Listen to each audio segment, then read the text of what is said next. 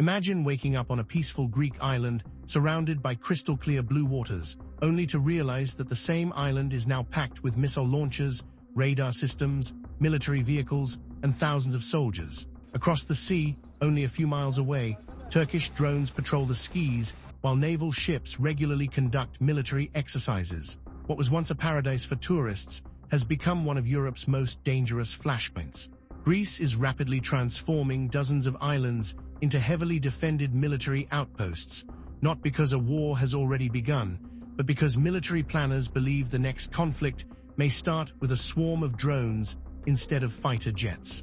Τη δυνατότητα της κάθε μιας Ελληνίδας, του κάθε Έλληνα, να συνεχίσει τη ζωή του με το αίσθημα της ασφάλειας που του παρέχουν οι ένοπλες δυνάμεις της πατρίδας του. The question is simple. Why are two NATO allies preparing for what looks like a possible future war? The dispute centers around the Aegean Sea, where thousands of Greek islands lie incredibly close to Turkey's western coast. Some islands are only a few kilometers from mainland Turkey, creating one of the world's most complicated maritime boundaries. Under international treaties, these islands belong to Greece, but Ankara has repeatedly challenged aspects of their military status, territorial waters, and surrounding airspace. Whoever controls these islands influences major shipping lanes, fishing rights, offshore energy exploration, and military access across the eastern Mediterranean. But Turkey argues that the special geographical properties of the Aegean Sea, where both countries have many scattered islands, make the application of the 12-mile rule in this case problematic, and still applies the 6-mile rule to its islands in the Aegean. Their location also allows surveillance of naval movements and provides strategic positions for air defense systems. In military planning, geography often determines power, and nowhere is that clearer than in the Aegean. Although Greece and Turkey have avoided a full-scale war for decades, their rivalry has never disappeared. The two countries have fought several wars throughout history, exchanged populations in the early 20th century, and nearly came into direct conflict multiple times over Cyprus, territorial waters, and disputed islets, which ended the fighting in the Greco-Turkish War. One of the conditions was that Greek soldiers and civilians had 2 weeks to leave eastern Thrace, causing a massive exodus witnessed by Toronto Daily Star reporter Ernest Hemingway. Fighter jets frequently intercept each other over the Aegean, naval vessels shadow one another during exercises, and political rhetoric can quickly become confrontational during periods of tension. Το μήνυμα από την σημερινή εκδήλωση είναι σαφές. Η χώρα μας, οι ένοπλες δυνάμεις έχουν μπει πια στη νέα εποχή. While diplomacy has prevented major escalation, mutual distrust remains deeply rooted in military planning on both sides. Over the last decade, Turkey has become one of the world's leading producers of military drones. Instead of relying heavily on imported weapons, Ankara invested billions into developing indigenous unmanned aircraft capable of surveillance, precision strikes, electronic warfare, and long-endurance missions. Turkish drones have demonstrated their effectiveness in conflicts in Syria, Libya, Nagorno-Karabakh, and Ukraine, attracting global attention. The best known of these new weapons is the Bayraktar TB2 combat drone. It's not the fastest, and it's not the most powerful weapon of its type, and Turkey has filled this niche for unmanned aerial vehicles, or UAVs. These systems provide persistent intelligence, identify targets, coordinate artillery, and can strike without risking pilots. This success has transformed Turkey's military doctrine and significantly strengthened its regional influence. Traditional military defenses were designed to detect fast-moving aircraft or ballistic missiles. Drone warfare introduces an entirely different challenge. Small unmanned aircraft can fly low, remain airborne for extended periods, operate in coordinated groups, and overwhelm conventional defenses through sheer numbers.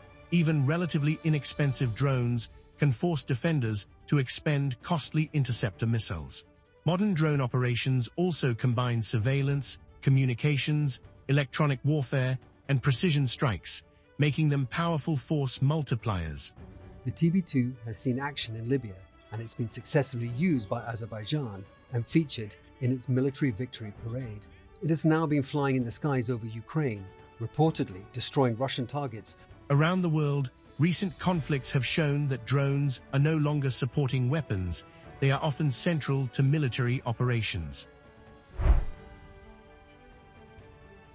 Recognizing this shift, Greece has accelerated one of its largest defense modernization programs in decades.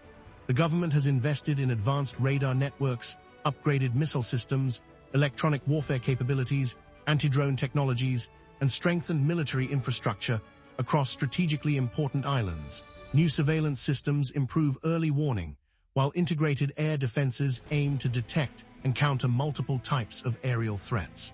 Greece has also modernized parts of its air force and navy, reflecting a broader strategy of deterrence rather than preparing for offensive operations. Many of Greece's eastern islands are now being equipped with layered defensive systems designed to respond quickly to potential threats. Military planners are reinforcing ports, improving logistics, upgrading communications, and expanding surveillance coverage. These images here are exclusive images obtained by Tier 2 World that show what appears to be the mobilization of Greek soldiers on the Greek island of Mace, which should be demilitarized under a 1947 treaty between the two countries. The objective is to make any attempted attack or coercive action extremely difficult and costly. By strengthening these islands, Greece seeks to demonstrate that even geographically isolated locations can remain well defended through modern technology and coordinated military planning. One of the most unusual aspects of this rivalry is that both Greece and Turkey are members of NATO. The alliance depends on cooperation among its members, yet disputes between these two countries periodically create political and military challenges. NATO encourages dialogue and confidence-building measures while avoiding taking sides on sovereignty disputes. Recently, German diplomatic efforts helped diffuse tensions between Turkey and Greece, but Greece's controversial move to sign a maritime delimitation agreement with Egypt, which Ankara says violates its maritime rights. Nevertheless, tensions between two important alliance members can complicate regional security, especially when broader issues involving the Black Sea, the Eastern Mediterranean, and European defense are also in play. Military tensions are also linked to economic interests. Significant natural gas discoveries in parts of the Eastern Mediterranean have increased competition over maritime boundaries and exclusive economic zones. Control over surrounding waters affects potential energy exploration, undersea infrastructure, and future economic opportunities. Competing maritime claims have led to diplomatic disputes, naval deployments, and disagreements over drilling activities. Although energy is not the only factor driving tensions, it adds another important layer to an already complex strategic picture. History shows that major conflicts do not always begin with carefully planned invasions. Sometimes they start with accidents, misunderstandings, or isolated confrontations. A drone crossing disputed airspace, a naval collision, or an unexpected military encounter could quickly increase tensions if political leaders fail to de-escalate the situation. Germany's Chancellor Angela Merkel tried to calm both parties down, which she partially managed. Then Greece went on to sign a deal with Egypt, forming another EEZ that Greece claimed would cancel the agreement between Turkey and Libya. Modern technology allows incidents to unfold rapidly, leaving little time for diplomacy. This is why military communication channels and confidence-building measures remain important even during periods of heightened competition. Ultimately, Greece's decision to strengthen its island defenses reflects a changing global security environment where technology, geography, and deterrence are increasingly interconnected. The rise of drone warfare has altered military planning across the world, and the Aegean Sea has become one of the clearest examples of this transformation. Despite political disagreements and military preparations, neither Greece nor Turkey is generally seen as seeking a full-scale war, given the immense economic and human costs such a conflict would bring. Yet both governments are preparing for uncertainty because they believe that credible defenses can reduce the risk of miscalculation. Whether these military investments ultimately preserve peace or contribute to greater competition will depend not only on weapons and technology, but also on diplomacy, communication, and political leadership in the years ahead. The islands of the Aegean may look like peaceful tourist destinations, but they have become symbols of one of Europe's most important strategic rivalries. As drone technology reshapes modern warfare, both Greece and Turkey are adapting in ways that could influence regional security for decades. The hope is that these preparations remain part of deterrence rather than becoming part of a real conflict. If you enjoyed this deep dive into global geopolitics, don't forget to like the video, subscribe to the channel, and let us know in the comments. Do you think the growing military buildup will prevent conflict or make it more likely? Until next time, thanks for watching.